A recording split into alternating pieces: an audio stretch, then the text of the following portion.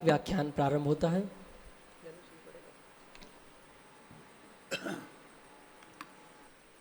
संतप्त मानस शांत हों जिनके गुणों के गान में, बेवर्धमान महान जिन विचरे हमारे ध्यान।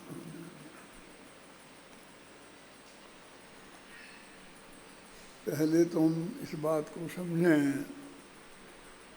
कि ये जो समाधि की बात चल रही है,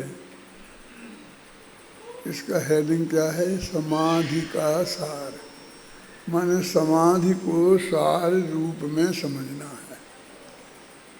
ये मरण की है कि जीवन की है, ऐसी कोई बात नहीं है। ये विशेष प्रकार की बात नहीं है, ये सामान्य बात है। ये समाधि कब करना चाहिए, कब नहीं होना चाहिए, किसको होना चाहिए, किसको नहीं करना चाहिए, जो शास्त्रों में समाधि मरण के नाम पर चर्चा है, वो या तो मुनिराजों की है और या श्रावकों की है, वृत्ति श्रावकों की है। क्यों?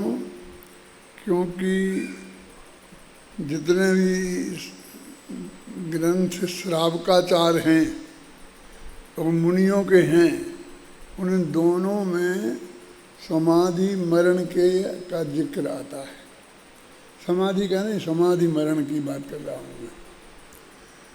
और फिर उस भूमिका के अनुसार वो सब बातें होती हैं। मान लीजिए खान पान की कोई बात आएगी तो मुनिराज के संबंध में आएगा, मुनिराज ने समाधि मरण ले लिया तो मुनिराज का तो ये, क्योंकि मुनि धर्म का पालना संभव नहीं रहा। सबसे बड़ा कारण ये होता है कि मैं जिस अवस्था में हूँ उस अवस्था का धर्म पालन करना संभव नहीं रहा, तो हम समाधि मरण ले लेते हैं, ऐसी सबकी धारणा है। तो उसमें वो ये बताते हैं कि मुनिराज दिन में एक बार आहार लेते हैं और आहार को जाते हैं, और परगहान होता है, खड़े खड़े आहार करते हैं 28 गुणों में, है ना। तो वो प्रक्रिया जब तक पूरी तरह संपन्न नहीं हो जाए और उसमें बाधा खड़ी हो जाए तो फिर उसमें क्या करे वो, और उसकी फिर चर्चा है। वो समाधि मरण मुनिराजों के उस जीवनचर्या के आधार पर बताया गया है। और फिर दूसरा, हमारे सब श्रावकाचारों में जो 12 व्रतों का वर्णन है और जब उनके अतिचारों का वर्णन है तो 12 की जगह 14 व्रतों के अतिचारों का वर्णन है। आपके जितने पुरुषा सिद्धि उपाय रत्नगण साक्षाचार कोई भी ग्रंथ उठा के देखो तो एक तो सम्यक दर्शन के 5 अतिचार हैं, 12 अणुवृत्तों के, है ना, 12 वृत्त होते हैं ना, 5 अणुवृत्त, 3 गुणवृत्त, 4 शिक्षावृत्त। तो उनके अतिचारों की चर्चा है। और फिर उसके बाद में समाधि मरण की, मैंने सल्लेखना वृत्त के अतिचारों की चर्चा है। तो वो सब 12 वृत्तों को ध्यान करने वाले वृत्तियों के संदर्भ में है। अब वे मुनिराजों की और उन वृत्तियों की बात तो वे जाने, मैं उसमें कोई ये बात इसलिए भी कहना चाहता हूँ कि मैं जो चर्चा कर रहा हूँ सामान्य से हम तुम जैसे गृहस्थ लोग हैं, जिनमें सम्यक दृष्टि भी हो सकते हैं मुख्य रूप से और मिथ्या दृष्टि भी हो सकते हैं, वे अपने जीवन को समाधिमय बनाएं, उसकी बात अपन यहाँ कर रहे हैं। इसलिए अपन उधर अपना माथा नहीं मारें कि जो उनके लिए वो बात है वो अपने लिए बात नहीं है, क्योंकि अपना जीवन तो अब वो कहते हैं कि जीवन समाधिमय बनाना है। तो कब फिर बनाना? बुढ़ापे में बनाना। समाधि मरण के साथ तो पीयूष ऐसा है कि जब हमको ये लग जाए कि अब हम बचेंगे नहीं, तब समाधि में लिया जाता है ना। उपसर्गे दुर्भिक्षे जरसी रुजायाम निप्रतीकारे धर्माय तनु विमोचन माहूसल्लेख नाम आर्या। इतना स्पष्ट लिखा।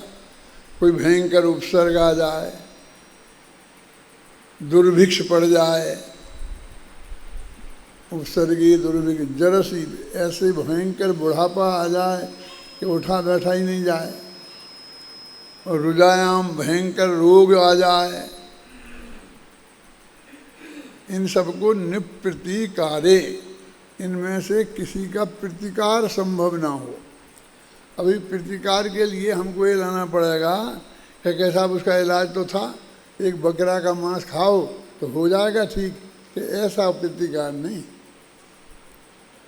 जो हमारी मर्यादाओं में जैसा हमारा जीवन है, सत्य सात्विक चल रहा है, जिसका जैसा मुनिराज का है तो मुनिराज की अवस्था, और अनुवृत्ति का हो तो अनुवृत्ति के समान, और आवृत्ति का हो तो आवृत्ति के समान। और हमारा तुम्हारा मालूम हम कुछ भी नहीं है, तो हमारा जीवन जैसा चल रहा है उसमें अनुसार प्रतिकार संभव हो, तो हमें तब तक पूरी शक्ति लगाकर प्रतिकार करना चाहिए। प्रतिकार माने इलाज करना चाहिए, क्योंकि खासकर अभी ना तो उपसर्ग है, ना दुर्भिक्ष है, ना जरासी ऐसा बुढ़ापा आया है चल फिर नहीं सकते हैं। अपना तो रुजायाम अकेले रोग की बात है। तो ऐसा रोग आया हो जो हमारी मर्यादा में जैसा इलाज हम आज तक करते रहे हैं ना। अभी मैं एक एक बात पर बहस नहीं करना चाहता हूँ, क्योंकि नहीं साहब वो तो है, वो जो कैप्सूल तो ले ही नहीं सकते, क्योंकि कैप्सूल कैसे बनता है, इससे बनता है। अभी ले रहे ना, अभी तक कल तक ले रहे थे ना, समाधि में नहीं का प्रसंग आया था तब ले रहे थे। तो उस मर्यादा में यदि प्रतिकार संभव है, संजीव, ये मैं प्रैक्टिकल बात बता रहा हूँ आपको, तो आपको प्रतिकार करना चाहिए। छोड़ना के लायक तो सब छोड़ देते ना आप पहले से छोड़ दिया हो तो छोड़ दो, लेकिन नहीं छोड़ा है और अभी आप तक ले रहे हैं, कर रहे हैं कि साहब मेरा कोई ऐसी भयंकर कैंसर हो जाएगा, ऐसी कोई भयंकर बीमारी हो जाएगी, हार्ट का ऑपरेशन कराना पड़ेगा, तो वो तो मैं कराऊंगा। तो हार्ट के ऑपरेशन में जो कराएगा तू, तो जो जैसी विधि से होता होगा तू तो बेहोश हो जाएगा ना। और वो डॉक्टर तेरे को एक एक दवाई के बताएंगे कि ये कैसी कौन सी दवाई है, कैसी दवाई है, कैसे तू क्या करेगा। तो तूने स्वीकार किया कि जो भी डॉक्टर करेगा वो करेगा, बेहोश करेगा, चीर फाड़ करेगा, जो आवश्यक दवाई देनी होगी वो दवाई देगा, वो आप ऐसा मान के चले हैं ना। तो आप कहते कि भाई ऐसी भयंकर बीमारी हो जाएगी कि मैं ऑपरेशन कराऊंगा, ऑपरेशन नहीं छोड़ सकता हूँ, ख्याल में आए ना। तो फिर आप वो प्रतिकार आप कर सकते हैं।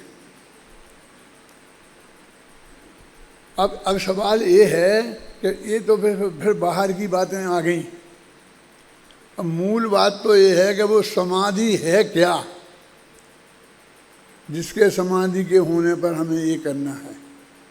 तो कहते हैं कि पहले तो ये निर्णय करो कि वस्तु के स्वरूप में तुम क्या कर सकते हो और क्या नहीं कर सकते हो। समाधि का मतलब है समता भाव। कल मैंने कहा था कि कुंद आचार्य देव प्रवचन सार की 5 गाथाओं में मंगलाचरण करने के बाद वो कहते हैं कि मैं साम्य भाव को प्राप्त होता हूँ। मूल शब्द प्राकृत में हैं उपसम्मयामि सम्मम जत्थो निब्बाण संपत्ति।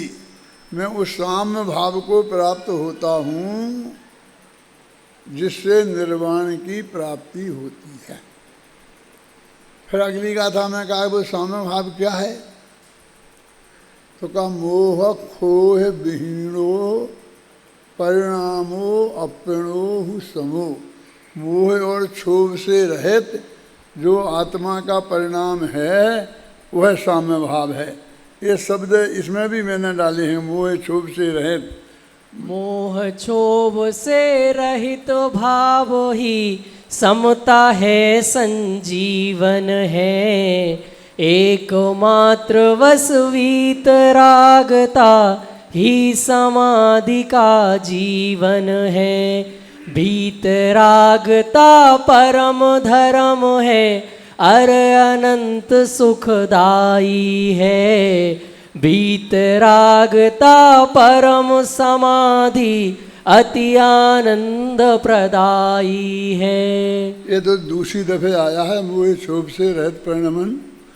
ये जो इसके ऊपर की पंक्ति बोलो, 9वें छंद की अंतिम पंक्ति। सहज समाधि मोह क्षोभ से रहित परिणमन ही तो है। असली तो तुमने छोड़ दिया था, वो तो रिपीटिशन की थी ना। सहज समाधि मोह क्षोभ से रहित परिणमन ही तो है। ये एक पंक्ति है जो असली पंक्ति है।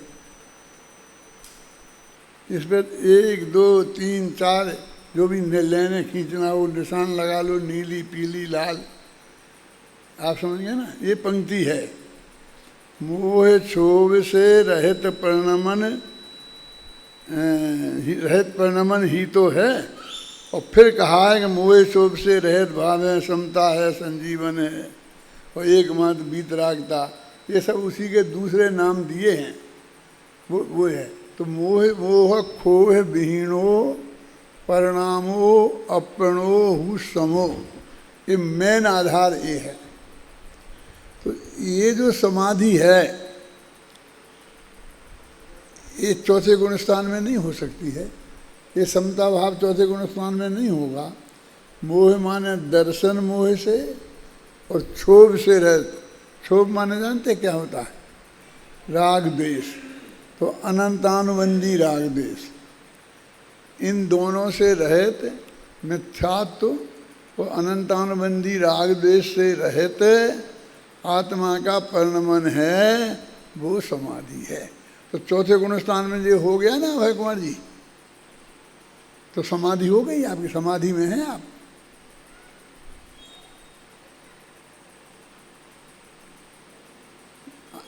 अब इसमें ये आया है कि ऐसा समाधि आपके जीवन भर चल सकती है। वो समाधि वो ऐसा नहीं है कि मरते समय ली जाती है, वो तो समाधि मरण होगा। क्या वो पंक्ति आप बोलो कौन सा था? 19वें छंद में होगी शायद,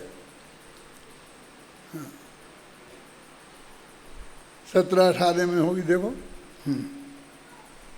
सहज समाधि में यह जीवन जीवन भर रह सकता है, किंतु मरण तो अंत समय में समय मात्र को होता है। सत श्रद्धा के साथ समाधि रहे निरंतर जीवन भर, अर समाधि के साथ मरण हो रहे भावना जीवन भर। ये छंद भी बहुत मार्मिक है।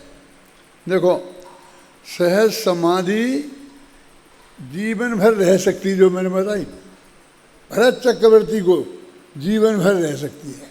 अब समझ लो आप, जब वो लड़ने के लिए गया ना चक्रवर्तित्व के लिए, तब भी 96,000 शादियाँ की, तब भी, और फिर तक 6 लाख पूरब तक राज्य किया, तब भी। ये सारे जीवन भर वो समाधि रह सकती है। उस समाधि की बात चल रही है। मतलब मेरे कहने का मतलब ये है कि जो बात अपन ने चलाई है उसके साथ तुम्हारे दिमाग में जो मरण शब्द घुसा हुआ है वो निकालो पहले।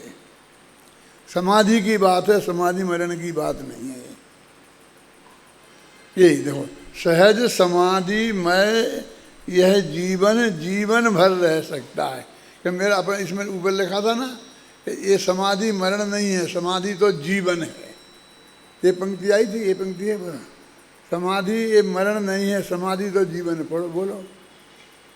अरे समाधि मरण नहीं है रे, समाधि तो जीवन है। सहज समाधि मोह क्षोभ से रहित परिणमन ही तो है। ये जीवन है, ये जीवन भर, ये समाधि जीवन भर रह सकती है। तो ऐसा नहीं है कि मैं 67 वर्ष का हो गया हूँ इसलिए मैंने ये समझ लो कि मेरी जात जब समझ में आई तब मैंने धारण करी कि जीवन भर रह सकती है। यदि मेरे को 19 वर्ष की उम्र में समझ में आती तो मैं तब से ही धारण कर लेता। ये प्रश्न किया था ना कि कैसी समाधि है तुम्हारी चलते, क्योंकि हमने चलती फिरती समाधि नहीं देखी है, हमने तो परे अधमरे लोगों को समाधि का स्मरण देखा है। क्या जो सहज समाधि मह यह जीवन जीवन भर रह सकता है, किंतु मरण तो अंत समय में समय मात्र को होता है। जो मरण तो अंत में जब ये अपनी मनुष्य आयु कर्म का उदय समाप्त होगा और जो भी अगली आयु कर्म होगी उसका उदय हो जाएगा, है ना, तब ये वो जो एक ही समय में होगा ना, वो 1 2 3 समय की बात है पीयूष। वो तो विग्रह गति की बात है कि रास्ते में कितना समय लगेगा दूसरी देह में जाने के लिए, वो मरण की बात नहीं है। वो तो एक समय पहले जीवित है वो आदमी और एक समय बाद में वो जीवित नहीं है ना। जैसे मैं समझाता हूँ हिंदुस्तान पाकिस्तान के बीच में कोई ऐसी बड़ा गड्ढा नहीं है, नदी नहीं है, एक आड़े बाल के बराबर जमीन इस तरफ की हिंदुस्तान है और उसकी उस तरफ की पाकिस्तान है, और उसमें बीच में कोई सीमा देखा नहीं है ना। ऐसा हो सकता है हमारा एक पैर हिंदुस्तान में हो एक पैर पाकिस्तान में हो सकता है ना। है? देखो तो मरण तो एक समय का है। अब मरण में समाधि, मरण में समाधि कहाँ से आएगी? वो तो भागम भाग का काल है। उसमें तो 7 राजू चलना पड़े।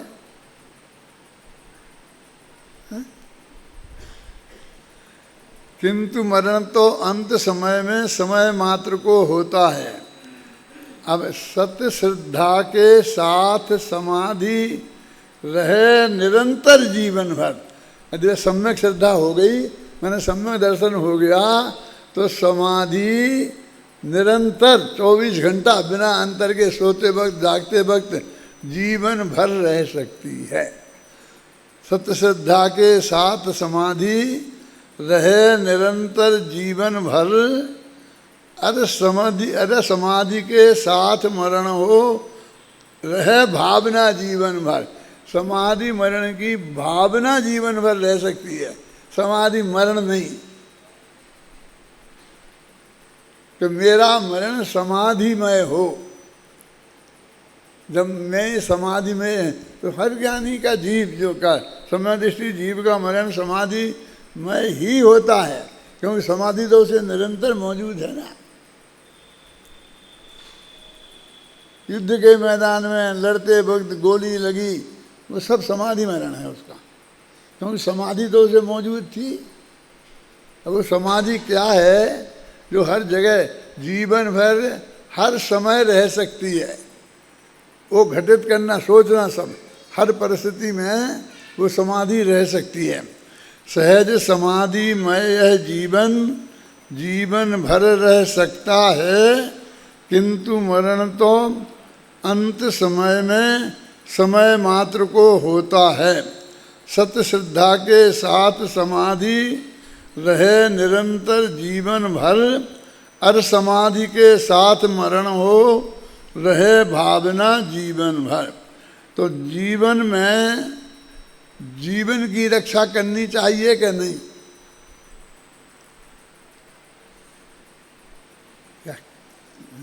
जीव अब वो कैसे करना चाहिए, जो भी हमारी मर्यादा के अनुसार प्रतिकार हो।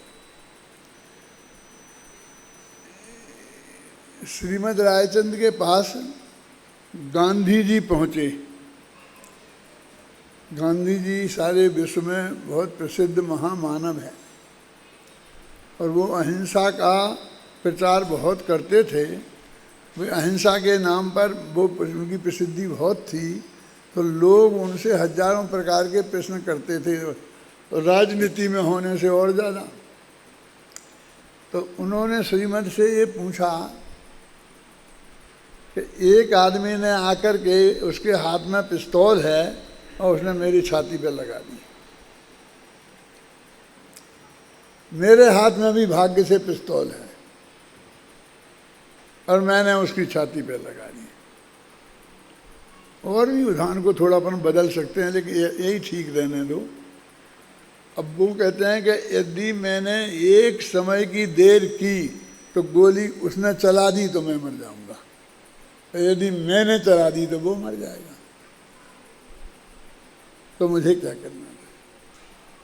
इसको और सरल मतलब सरल नहीं मार्मिक बनाना हो तो एक सांप है भयंकर, बहुत जहरीला है कि यदि वो काट खाएगा तो हम बिल्कुल गारंटी से मर जाएंगे, और हमारे हाथ में पिस्तौल है और वो फन लिए खड़ा है।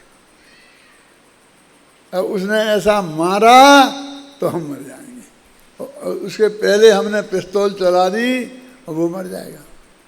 हमें क्या करना?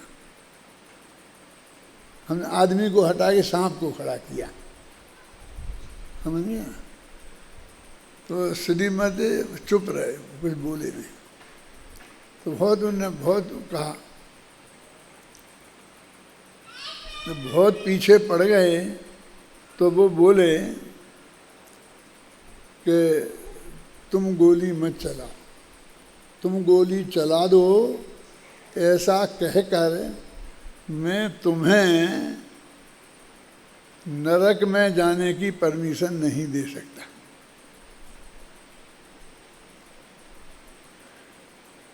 क्या? क्योंकि जब तुम ऐसे हत्या करोगे तो तुम नरक में जाओगे और कई भव बिगड़ जाएंगे तुम्हारे आगे के। और उसने चला दी तो कि तुम नरक में थोड़ी जाओगे। और तुम्हारी क्या जो 60, 70, 80 वर्ष का जीवन था उसमें अधिकांश तो तुमने भोग लिया, अब थोड़ा बहुत बचा है, उसे बचाकर क्या करोगे? यानी मैं अनंत भव में संसार में भटकने की परमिशन तुम्हें नहीं दे सकता। तुम्हारे मरने से तुम्हारा अनंत संसार नहीं बढ़ेगा, लेकिन तुम्हारी गोली चलाने से उसके मरने से तुम्हारा आनंद संसार। मैं तुम पर करुणा करके ये बात कह रहा हूं, उस पर नहीं। क्या? तुम्हारे अनंत भव में भटकने से बचाने की बात कह रहा हूं। तो ये यहाँ पर ये कहते हैं कि अर समाधि के साथ ये भावना में कि जब भी मेरा मरण हो तो मेरा चित्त समाधि में रहे, बस। मैंने इस पर बहुत विचार किया। अभय कुमार जी, आपका ध्यान विशेष आकर्षित कर रहा हूँ मैं। आपका संदेश मुझे मिल गया है, अच्छा लगा है।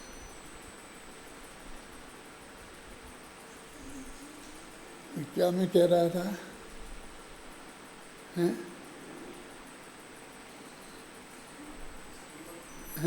श्रीमद् की बात तो खत्म हो गई हैं? हाँ, अभी आएगा तो फिर बताऊंगा। अभी मेरा ऐसा स्मृति कुछ थोड़ी चली जाती है, आ जाती है 2-5 मिनट में, फिर वो बात याद है। कई दफे की बोली हुई चुनते थे, कोई ऐसी नवीन बात नहीं है।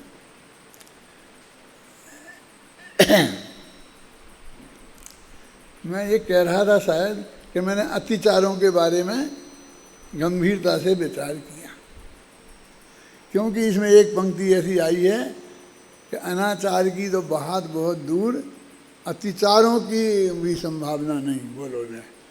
तो मैंने कहा कि भाई अतिचार, मैं कहता हूँ मैं समाधि में है तो अतिचार की नहीं है, होना चाहिए। और मैं कह भी रहा हूँ कि अनाचार तो होना ही नहीं चाहिए, अतिचार भी नहीं होना चाहिए। तो मैंने तत्वासूत उठाया, अपनी टीका उठाई, और टीकाएँ उठाई, और भी यहाँ वहाँ देखा। बोलो पढ़ो पढ़ो। अनुकूलों से अनुराग नहीं, अर बीती बातें याद नहीं। अनाचार तो बहुत दूर, अति चारों की भी बात नहीं। जो कुछ जैसा होने वाला, उससे कोई इनकार नहीं। सब सहज भाव से है स्वीकृत है, कोई अन्य प्रकार नहीं। कहते अतिचारों का मरना संसार और जीविता संसार। कि मैं जल्दी, बहुत तकलीफ हो, अपने लिखा है उस किताबों में, मैंने भी लिखा है कि बहुत मैं तकलीफ, समाधि मैंने ले लिया है लेकिन बहुत तकलीफ है, हो रही है, तो ये इसी इच्छा है कि जल्दी मर जाऊँ, ख़त्म हो जाए। ये मरना संसार है। और ले तो ली है, लेकिन जितना जीवित रहूँ उतना अच्छा है, ये जीने की इच्छा है। तो ये तो जो जिसने वो ले ली है ना समाधि में, उसकी बात है। अब मैंने तो समाधि की बात कर रहा हूँ।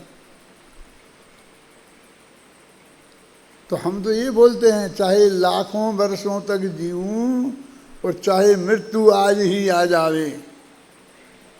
और ये जो हिंदी का छंद है, ये संस्कृत का वो है, अपना समाधि पाठ है ना, उसकी पंक्ति है।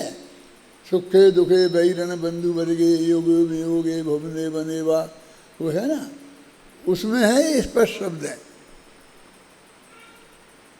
कि चाहे लाखों वर्षों तक जीऊँ और चाहे मृत्यु आज ही आ जाए। 12 भावना में उनने लिखा है, वो हमारी संस्कृत में भी पढ़ा है मैंने, प्राकृत में भी पढ़ा है। माने वो अकेले किसी पंडित की बात है ऐसा कह के हम नहीं टाल सकते। तो हम ये कहते हैं, इसका क्या मतलब है? इसका मतलब ये है कि हम ये मानते हैं कि सर्वज्ञ भगवान के ज्ञान में एक एक समय का आया है। हम कब मरेंगे ये उनके ज्ञान में आया है, और कब किस गति में जाएंगे, कहाँ पैदा होंगे, ये उनके ज्ञान में आया है। और आयु कर्म बंध गया इसलिए नहीं, अनंत काल पहले से आया है परमात्मा। सुनना ना, तब ये बिल्कुल नक्की आया है। तो हम जल्दी मरने की इच्छा करते हैं कि और ज़्यादा जीने की इच्छा करते हैं, तो उस परम सत्य को स्वीकार नहीं कर रहे। और समाधि में वो परम सत्य स्वीकृत होता है, इसलिए वो जीवन भर की बात है, वो समाधि मरण की बात नहीं है अकेले। क्या हम ये जो बात कह रहे हैं कि हम मरने को भी तैयार हैं जब भी हमारा मरण, क्योंकि अकाल में मरण होता ही नहीं है ना। ये हमने पक्का निर्णय किया है ना सर्वज्ञ की वाणी के अनुसार। अब अकेले गुरुदेव पर टालो नहीं, गुरुदेव के प्रति श्रद्धा हम व्यक्त करें कि उनने हमें बताया, हम कृतज्ञता व्यक्त करें, बहुत अच्छी बात है। लेकिन ये तो सर्वज्ञ भगवान की बात है, उनकी बताई बात है, और सर्वज्ञ भगवान की वस्तु के स्वरूप की बात है। ये तो वस्तु के स्वरूप में नक्की है कि 3 काल के जितने समय हैं, हमारे हर गुण की हर पर्याय उतनी पर्यायें एक एक समय में एक एक खचित हैं। अब ये जो परम सिद्धांत है वो परीक्षामुख का सूत्र है, स्वावरण लक्षण योगता ही नियतमर्थम व्यवस्था। ये उसकी बात है हमारी, उसके प्रति हमने अपनी अनंत श्रद्धा को व्यक्त किया है। जो मैंने खेमचंद भाई से प्रश्न किया था कि इस सूत्र को आपने आधा क्यों दिया, और राम जी भाई से इसमें जवाब मिला कि हमने वो लौकी जैसा छांट दिया, लेकिन मैं ये कहता हूँ मेरे पास उसका जवाब है, बहुत आगम के अनुसार।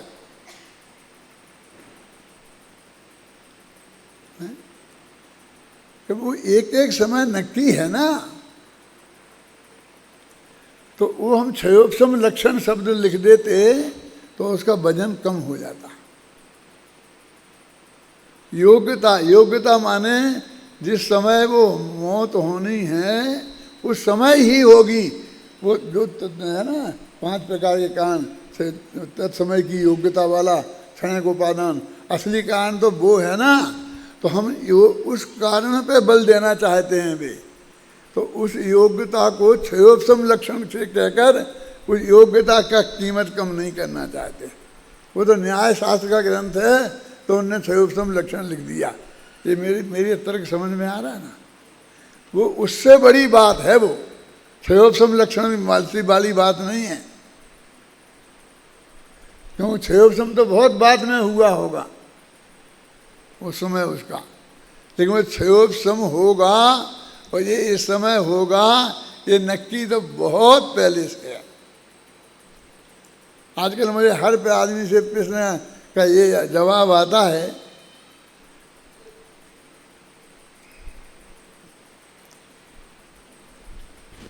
कि भगवान महावीर से यदि आज की ये बात पूछते कि मैं इस समय इतने बजकर इतने मिनट पर ये बात यहाँ कहूँगा, तो वे बता सकते थे कि नहीं? क्या कहूँगा ये बता सकते थे कि नहीं?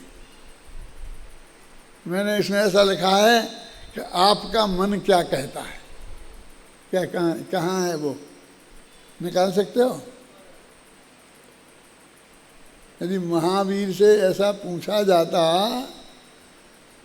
तो महावीर क्या कहे, तुम्हारा मन क्या कहता है, मैं ये पूछ रहा हूँ तुमसे कि महावीर से ऐसा पूछा जाता तो वे क्या कहते?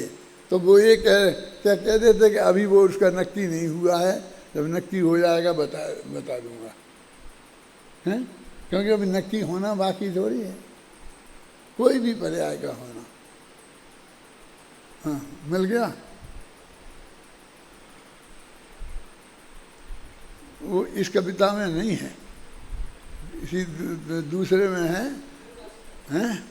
शायद वो तत्व चिंतन में है, क्या है 16 शतक में निकाल बोलो। ये सब घुले मिले हैं, मैंने एक एक शब्द बिल्कुल बहुत सोच सोच के लिखा है। हाँ बोलो, पढ़ो। यदि महावीर से पूछा जाता। हाँ हाँ। आदिनाथ ने समझाया मारीच न माना, क्योंकि भव का अभी किनारा बहुत दूर था। शेर न माना क्योंकि किनारा पास आ गया, काल लब्धि के बिना अरे कुछ समझ न आया। हाँ ये कहाँ आया? महावीर से पूछा है?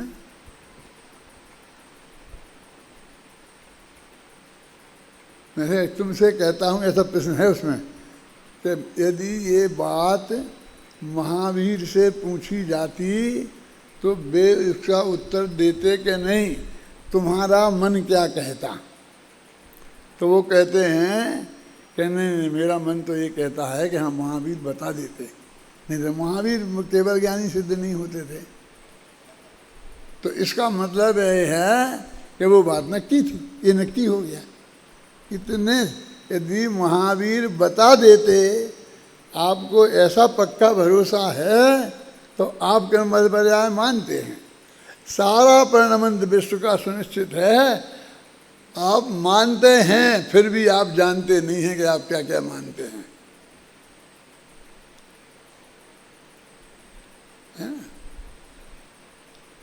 आज मत हो परेशान, अब कल खोज के लाना, फिर सुनाना ही पंक्ति। क्या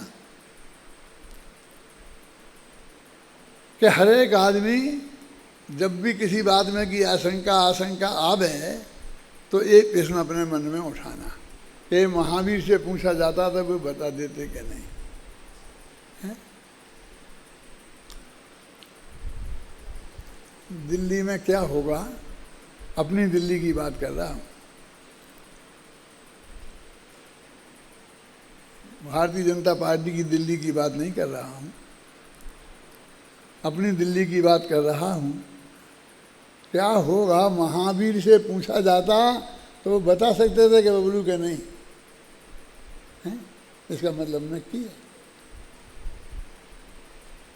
जो होना था वो तब से नक्की है। इसमें आकुलता करने का काम क्या है, और उसमें हम बदला बदली कर देंगे, हम बहुत बुद्धिमान हैं इसलिए हम वो कुछ कमाल पैदा कर देंगे। एक कमाल पैदा होता ही नहीं, कमाल तो कबीर के पैदा होता है, हमारे यहाँ कमाल नहीं होता।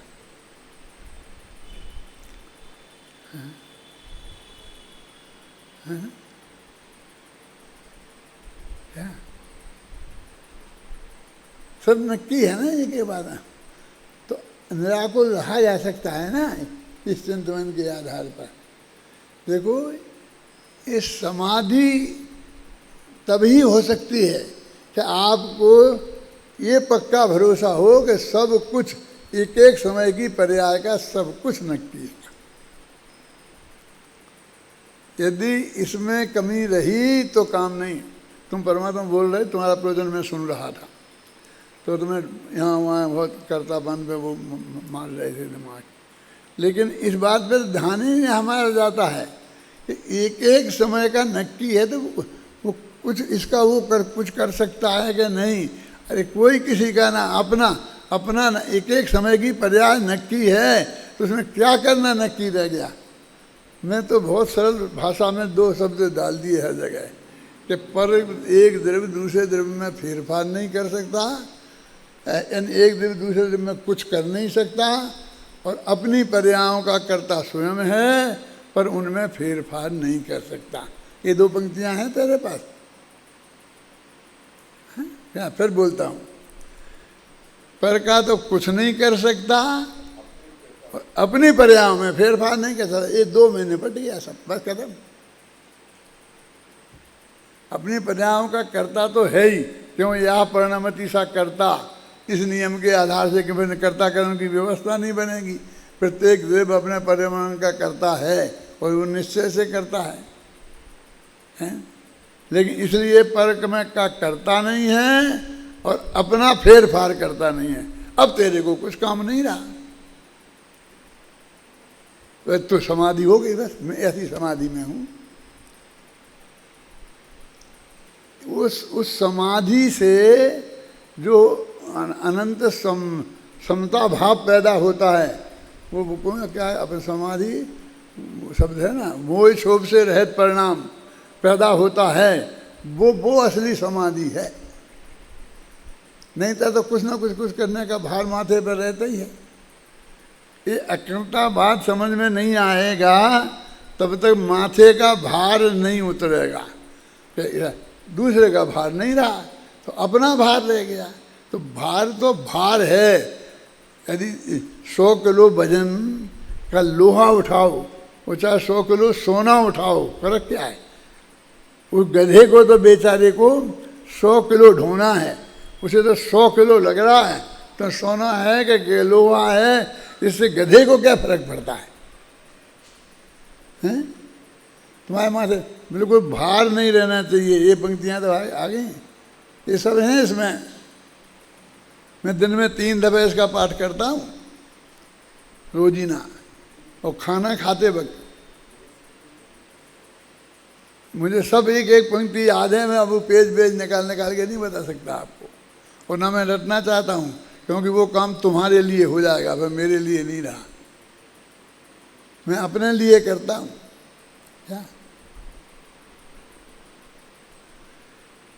कि जब सब कुछ नक्की है, वो पंक्ति तो है, कृमि निमित्त पर्यायों का जब तक श्रद्धान नहीं होगा। हाँ, ये वो पंक्ति है ना, क्रम नियमित पर्यायों का जब तक श्रद्धान नहीं होगा, जब तक श्रद्धान नहीं होगा, सम्यक ज्ञान नहीं होगा, तब तक यह आत्म राम कभी भी रे निर्भार नहीं होगा। यदि निर्भार नहीं होगा तो भव से पार नहीं होगा। पढ़ो। अरे किसी के माथे पर कुछ भी करने का भार नहीं, समता भाव न जागेगा जब तक होंगे निर्भार नहीं। समता भाव बिना समाधि भी कभी नहीं हो सकती है, और अकर्ता भाव बिना निर्भार नहीं हो सकते हैं। क्यों परमात्मा में ख्याल में आई बात? ये दो अंतिम दो पंक्तियां फिर बोलो।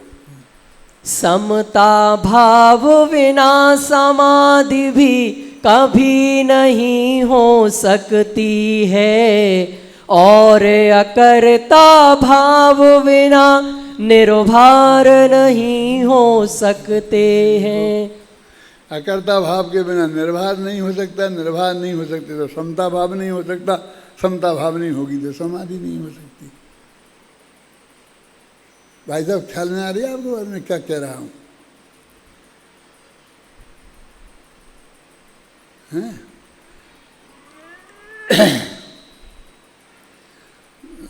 जो 19वां पढ़ो, रहे प्रभावित धार निरंतर समाधिमय बहे निरंतर धार। हाँ, रहे प्रवाहित धार निरंतर नित समाधिमय सरिता की। अरे निराकुल जीवन मेरे छाप न हो व्याकुलता की।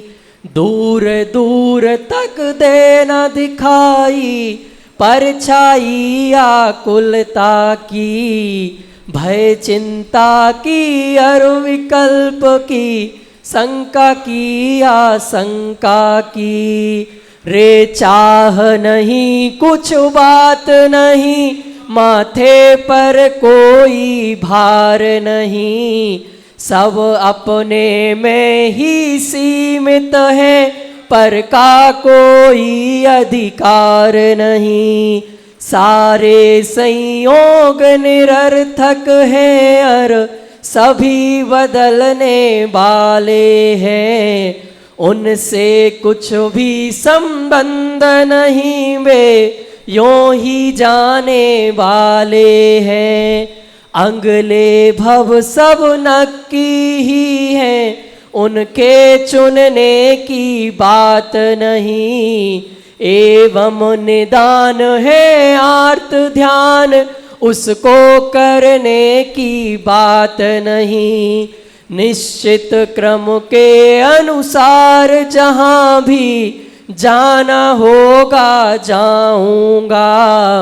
भव से होना है पार बंधुवर, यही भावना भाऊंगा। पूर्ण वितरागी नहीं हुआ है ना, तो कुछ भावना तो होगी, तो एक ही भावना है, मुझे भव से पार होना है। कहाँ जाना है? देवगति में जाना, नरगति में जाना, 16वें स्वर्ग में जाना, 12वें स्वर्ग जाना, गुरुदेव के पास जाना, श्रीमंदिर परमात्मा, कुछ नहीं, कोई इच्छा नहीं है।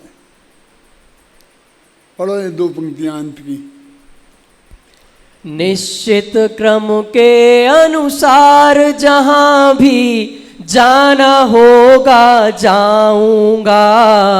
भव से होना है पार बंधुवर, यही भावना भाऊंगा। बस खत्म, मुझे तो संसार समुद्र से पार होना है और कुछ मेरी भावना नहीं है, बस यही भावना है। वो भी चूंकि अभी राग की अवस्था में हूँ, नहीं तो ये भी होने की कोई ज़रूरत नहीं है। पर जो है वो मुझे सब सहज स्वीकार है, इसका नाम समाधि है। इन क्रमबद्ध वैरागी श्रद्धा के बिना नहीं हो सकती, और क्रमबद्ध वैरागी श्रद्धा होने के बाद एक समय ये समाधि रह नहीं सकती। ये जीवन भर समाधि रहने की बात है। फिर तो समाधि मरण कि जब वो देह छूट जाएगी ना, तो जब देह बदलेगी तो उसे समाधि मरण कह देंगे, उसे क्या करना। तो वो मरते वक्त तो फिर संभालना पड़ेगा, ध्यान रखना पड़ेगा मरते वक्त। अरे तुम अपने आत्मा का ध्यान रख, वो ध्यान नहीं रखेगा तो भी तेरा मरण समाधिमय ही होगा। कोई ज्ञानी जीव है, सुनो, और एकदम उसे ऊपर से बिजली गिरी और वो खत्म हो गया, तो उसका समाधि मरण हुआ क्या नहीं हुआ? क्यों? मैं अभी समाधि में हूँ और मेरे ऊपर बिजली गिर जाए तो मेरा मरण समाधि मरण होगा कि नहीं होगा? मेरा मरण कोई अस्पताल पर निर्भर है कि मैं कहाँ होऊंगा तो मेरा मरण होगा? कहीं हुआ, मुझे क्या मतलब, मैं तो 24 घंटे समाधि में हूँ, है ना। तो जब भी मरण होगा तो समाधि में ही होगा। तो समाधि का स्वरूप हम अच्छी तरह समझें। अभी तो ये दूसरा व्याख्यान है, अभी 6 व्याख्यान और बाकी हैं, और उसके बाद 8 व्याख्यान हो जाने के बाद मेरा मन नहीं भरा तो फिर चालू रहेगा। सहजानंदी सो